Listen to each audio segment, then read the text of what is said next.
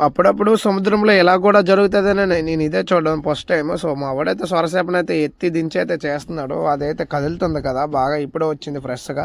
So, ఇవాళైతే చేపలైతే ఏం పడలేదు friends. ఎందుకంటే నిన్న మొన్నలాగైతే ఏట ఈరోజైతే లేదు. ఎందుకంటే మనం అనుకున్నట్టయితే ఏట అయితే ఉండదు ఒక టైంలో.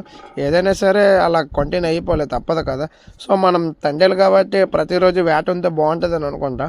సో, ఈరోజు వేట లేకపోవడంతో మళ్ళీ తాడు కూడా చాలా ఎక్కువైతే సిక్కయితే పడిపోయింది. చూద్దాం మా వాళ్ళు ఎలాగా చేస్తున్నారో.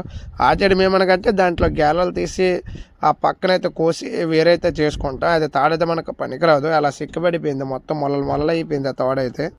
ఇలాగ ఒక 10 రోజులు గానీ ఇలాగొస్తే మా ఏట అయితే పూర్తిగా అయితే నాశనమైపోతుంది. సముద్రం వేట అయితే వేస్టే కదా! ఇలాగైతే అయిపోతే.